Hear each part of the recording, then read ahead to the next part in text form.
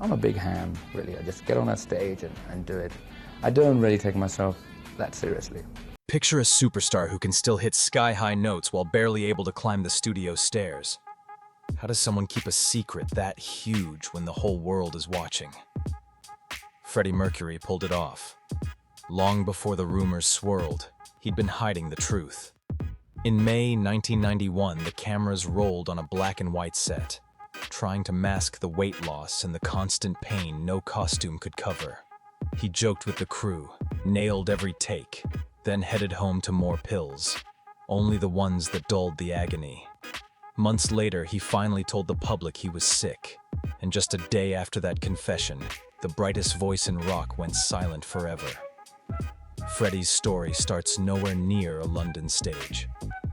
Born Farrokh Bulsara on September 5, 1946, in sun-bleached Zanzibar, he arrived with 4 extra teeth and a passport-stamped British subject, 2 quirks that would later open some very interesting doors.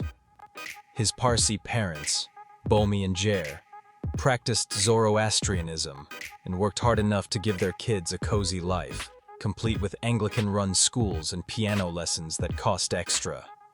By 8, Farrokh was shipped to a strict boarding school in Panchgani, India. There he picked up cricket, art, and a reputation for gliding through complicated melodies as if they were child's play. Classmates teased him about those prominent incisors, but he decided the extra room in his mouth was perfect for belting high notes. Problem solved. At 12, he formed his first band, the Hectics, banging out Elvis and Little Richard covers that made the dormitory walls shake. The applause was addicting, but it was abruptly drowned out in 1964 when a bloody revolution erupted back home. Thousands were slaughtered. The Bulsaras escaped with little more than their documents and dreams. 17-year-old Farrokh traded tropical turquoise seas for the gray drizzle of Feltham, an English suburb that looked nothing like paradise. Yet in the quiet, something fierce began to simmer. Ealing Art College soon became his playground.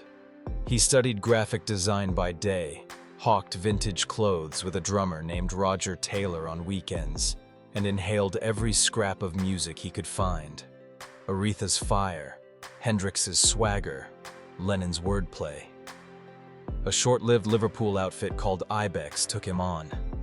Within days, he'd rewritten their set list, changed their name to Wreckage, and sashayed across the stage like he owned the air itself. The band collapsed, but his ambition did not. Then fate tossed him a lifeline.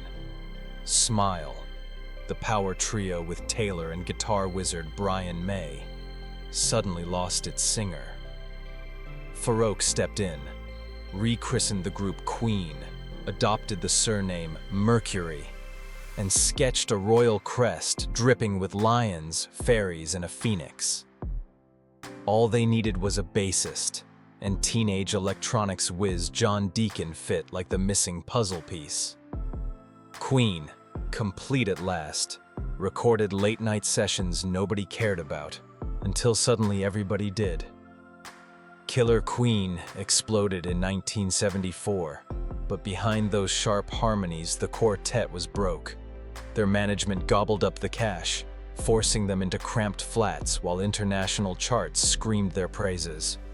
Fed up, they ripped up the contract, paid a fortune to escape, and immediately sunk even more money into a gamble called A Night at the Opera. Studio bills went through the roof. Success was the only exit. Out of that pressure cooker emerged a 6-minute chimera titled Bohemian Rhapsody. DJs called it radio suicide. No chorus, opera in the middle. Yet it topped the charts for 9 weeks and planted Mercury's microphone stand, snapped in half by accident, firmly into rock mythology. From there, he chased fresh thrills without looking back. The stomp-along anthems, We Will Rock You, and We Are the Champions. The surprise funk juggernaut, Another One Bites the Dust. The eyebrow-raising detour to Sun City during apartheid. Some choices aged poorly, some shaped pop forever. Parties were legendary. If the jewelry store was closed, he'd pay to reopen it.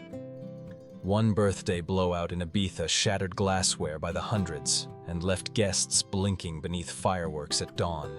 The 80s weren't all glitter and champagne. The synth-heavy album Hot Space split both the fan base and the band, while Mercury's nightlife spiraled into Munich clubs where a new, unnamed virus lurked. In 1985, he found a moment of redemption on the Live Aid stage, commanding 72,000 people with a raised fist and a rapid-fire I.O. that still echoes through sports arenas. The next year, he discovered the diagnosis he'd suspected: HIV. He told almost no one. Instead, he worked. The Miracle in 1989 and Innuendo in early 1991 captured vocals so strong you'd never guess he recorded them sitting down, legs trembling. Between takes, he'd grin, toss back a vodka, and tell the engineers, "Let's do it, darling." When the cameras rolled for "These Are the Days of Our Lives," he wore a waistcoat covered in hand-drawn cats, eyes sparkling even as his body failed. The last line he delivered on film? A soft, direct, "I still love you." Every fan felt it like a private whisper. By November, he'd stopped everything but pain relief.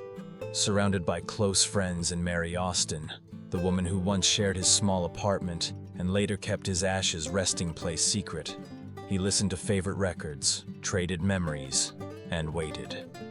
On November 22nd, he dictated a short statement confirming what the tabloids had only guessed. He was living with AIDS. 24 hours later, at 6:48 p.m. on the 24th, Freddie Mercury slipped away. He was 45. His death ripped the cover off a stigma nobody wanted to face, sparking conversations that saved lives. But mysteries lingered. A year passed before his ashes quietly left the crematorium, destination known only to Mary. A tiny plaque briefly appeared, then vanished, preserving the secret as fiercely as Freddie had guarded his final months. So, next time a classic Queen hook rattles your speakers, remember the hurricane of talent and defiance behind it.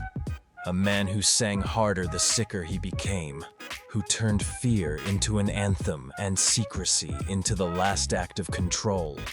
If Freddie's story moved you, smash that like button, share it with someone who still belts "We Are the Champions" on road trips, and hit subscribe so you don't miss the next deep dive into the legends behind the music. Because trust me, there's always another jaw-dropping tale waiting in the wings.